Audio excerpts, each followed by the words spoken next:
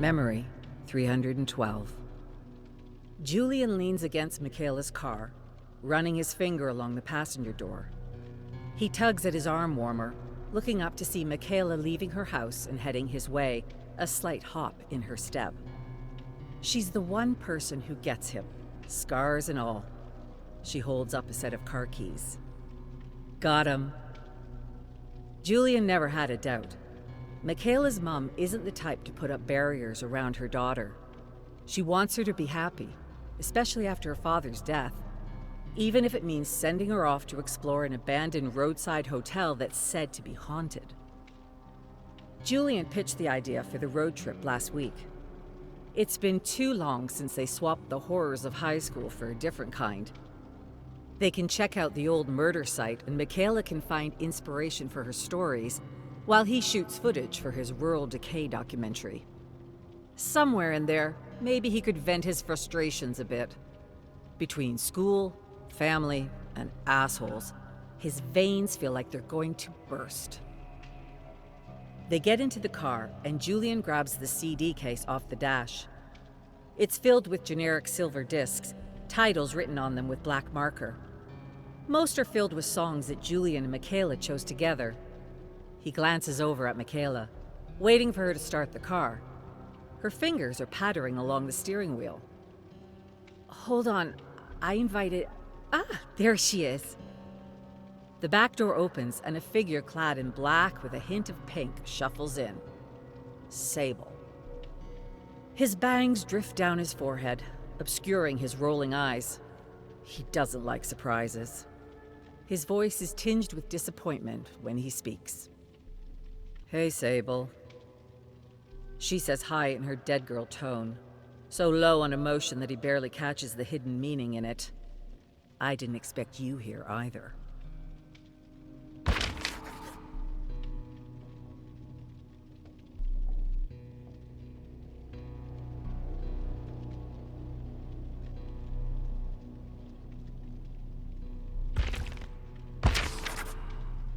Memory, 314. Julian peers through the passenger window. The pissed-off lyrics from a pop-punk song are going through his head. He counts burnt-out streetlights leading to a dead neon sign, the hotel alone on the highway's edge. The trio exits the car, the scene reminding Julian of a dozen horror movies he can't quite place. In the lobby is a dust-filled gloom of antique carpet and upholstered chairs. Michaela runs over to the desk service bell, taps it, and smiles as a ding echoes through the lifeless room. Julian pulls out his video camera and gestures for the others to follow as he looks down a hall. Sable calls for him to wait. From a backpack, she grabs a box of salt and spills it into a circle. We do a seance first. You don't barge in without saying hi to the spirits. Michaela takes a seat beside Sable. Julian begrudgingly follows suit.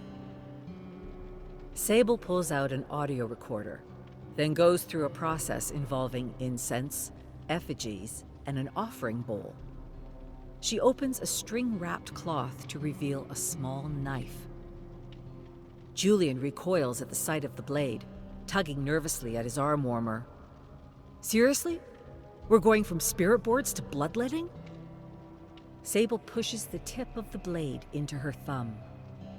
Calm it down. We only need a drop each. Julian grabs at Sable's wrist. I'm not doing that. Put it away.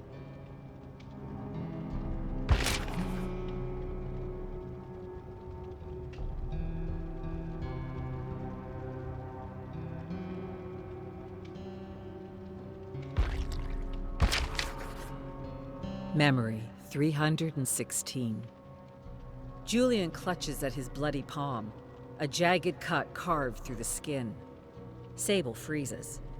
It's ceremonial, it's not sharp. It's sharp enough. Michaela frantically tries to defuse the situation, but Julian's focus is on the pain-fueled anger that centers solely on Sable. Where did she even come from?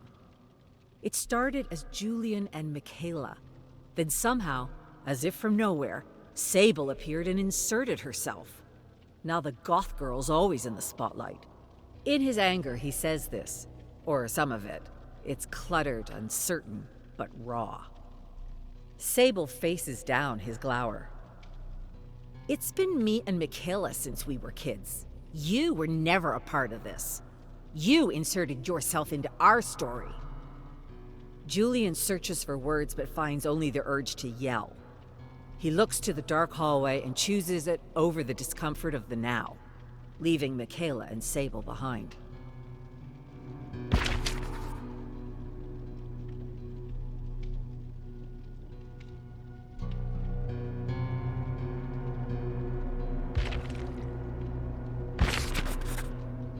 Memory, 423. Sable quietly packs up her seance gear. Michaela offers her a smile. Julian just needs a minute. I wanted to bring you two together, but maybe I shouldn't have sprung it on you. I just want everyone to get along. A sudden scream carries through the hall. Julian. Then, a crash.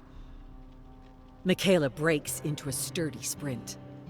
Sable follows through darkened halls, barely able to see the walls that guide her. Somewhere she's turned around and finds herself alone. She nearly trips over Julian, his ankle wedged between broken floorboards. He gestures to a nearby door. In there, I saw... I don't know. Something came at me. Sable steels her nerves and walks to the darkened room.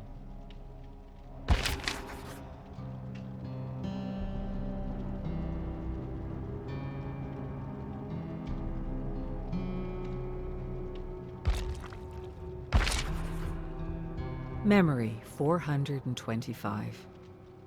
It's not the chilling, ethereal grip of a specter that reaches around Sable's hand, but polyester.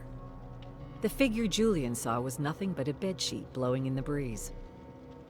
She returns to Julian, who has freed his ankle from the floorboards. Having calmed down, he looks embarrassed. Sable offers him a hand, and after a moment's hesitation, he takes it.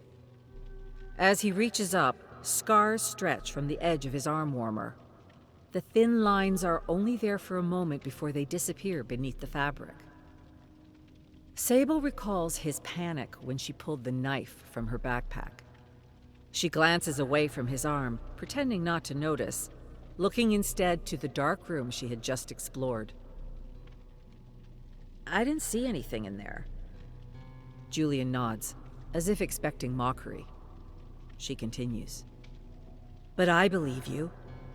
Wicked things are out there. They torment people, sometimes silently, in a way others don't notice. On their way to the lobby, they reunite with Michaela. She runs up and gives them both a hug. Sable retrieves the audio recorder from her backpack and looks to Julian. Sightings are rare. Maybe you could be my first interview.